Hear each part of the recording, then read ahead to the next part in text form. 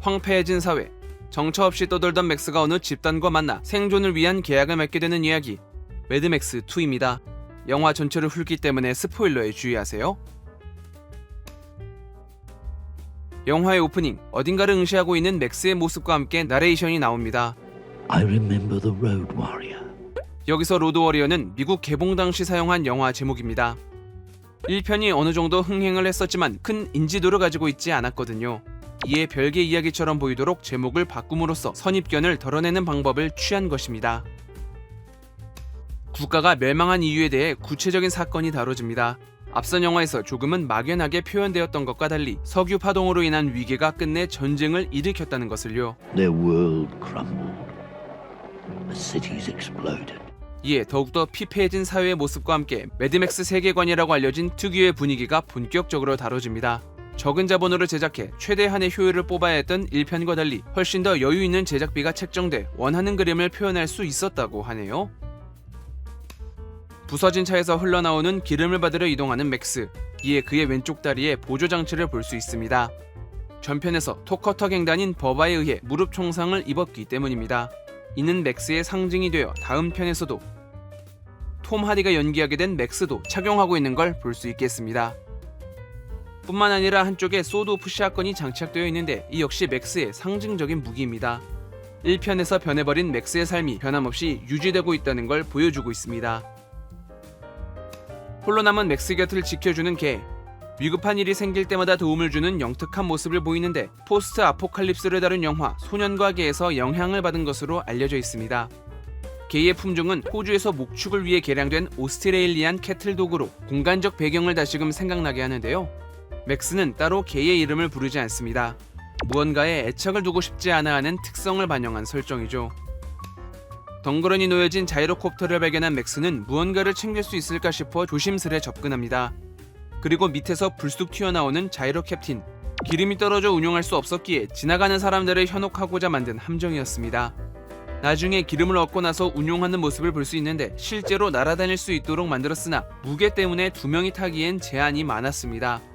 이에 어색하지 않고 그럴듯하게 보이도록 장면을 이어붙였다고 하네요.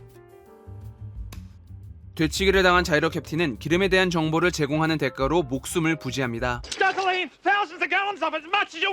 앞서 석유 파동으로 인한 국가 붕괴가 세계관의 바탕이 된 만큼 기름을 구하는 것이 얼마나 큰 문제인지를 다뤘었습니다. 그리고 영화의 공간적 배경은 이전 영상에서도 언급했듯이 호주. 호주는 19세기 석유가 발견됐고 20세기부터 본격적인 개발에 도입했습니다. 이에 파파갈로가 관리하는 유전이 존재한다는 설정이 가능한 것이고요. 기름을 노리고 주변을 둘러싼 휴먼거스, 그는 다 빠진 머리카락에 얼굴을 가면으로 가리고 있습니다. 초기 대본에선 그가 전편의 파트너이자 갱단의 공격으로 화상을 입고 쓰러진 구스였다고 하는데요. 1편을 잘 모를 수 있는 미국 관객을 생각해 현재의 배역으로 변경되었지만 그 흔적이 화상으로 남겨져 있음을 알 수 있습니다. 그는 얼마 남지 않은 탄약과 리볼버가 든 케이스를 가지고 있습니다. 잠시 멈춰보면 젊은 군인으로 보이는 남성과 부인으로 보이는 여성의 흑백 사진, 호주군 휘장을 찾을 수 있어 과거 휴먼거스가 어떤 인물이었는지를 알려줍니다. 탄약 수급이 쉽지 않기 때문에 총기 관리를 세심하게 하는 모습도 엿볼 수 있겠네요. 이 모습을 멀리서 지켜보는 맥스와 자이로 캡틴. 맥스는 가지고 있던 통조림을 꺼내 혼자 야무지게 섭취합니다.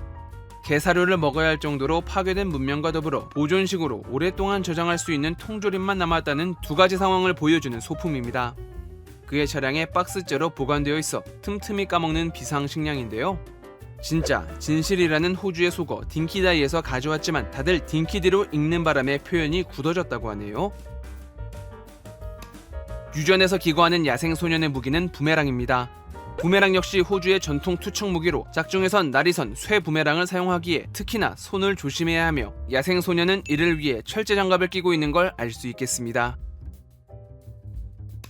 기름을 얻기 위해 유전에 들어간 맥스는 눈여겨본 트럭을 가져다 줄 테니 그걸로 물자를 들고 탈출하라며 계약을 맺습니다.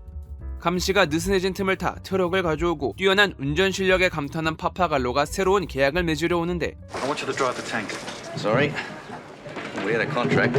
함께 움직이기보단 홀로 움직이려는 맥스의 성향을 보여줍니다.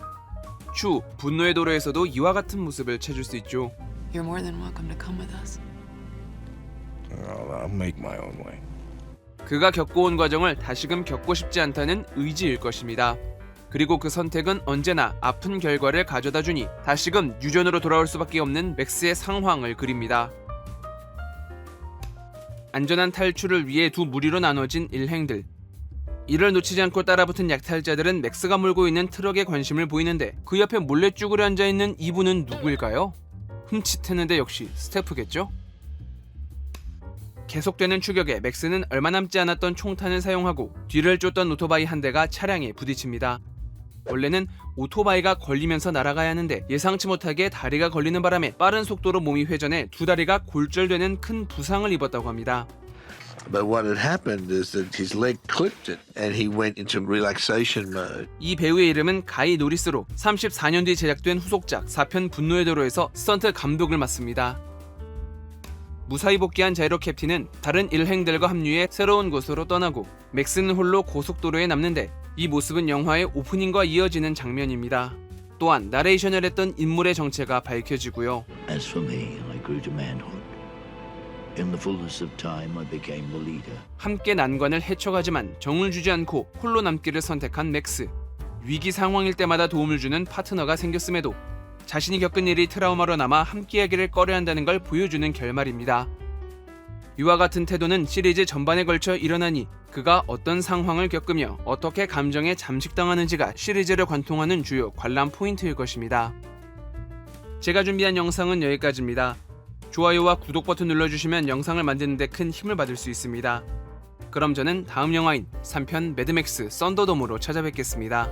감사합니다.